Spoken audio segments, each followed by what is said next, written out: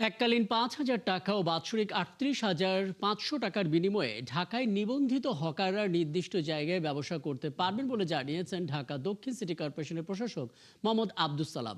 আগামী ২ সপ্তাহের মধ্যে এ বিষয়ে চূড়ান্ত নীতিমালা স্পষ্ট হবে বলেও জানান তিনি। বিকেলে সিটি কর্পোরেশনে হকার ব্যবস্থাপনা সংক্রান্ত মতবিনিময় সভায় এসব কথা বলেন তিনি। প্রশাসক জানান, রাজধানীতে হকারদের জন্য এলাকাভিত্তিক নিবন্ধনের ব্যবস্থা করছে সরকার। নিবন্ধিতদের জন্য হকারদের এককালীন ৫,০০০ টাকা দিতে হবে, আর প্রতি বছর নবায়নের জন্য দিতে হবে ২,৫০০ টাকা। এছাড়া ব্যবসা পরিচালনার জন্য প্রতি মাসে ৩,০০০ টাকা দিতে হবে বলেও জানান তিনি।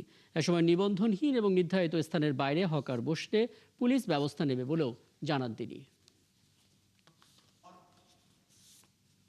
এককালীন হলো ৫,০০০ টাকা, এটা একদম ফাইনাল।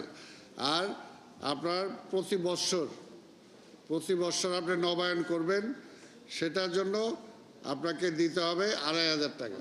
ব্যবসা পরিচালনার জন্য প্রতিটি হকার কর্তৃপক্ষ সিটি কর্পোরেশন স্থান ব্যবহার, পরিষ্কার পরিচ্ছন্নতা ও সার্বিক ব্যবস্থাপনার জন্য প্রতি মাসে আপনাকে দিতে হবে ৩,০০০ টাকা।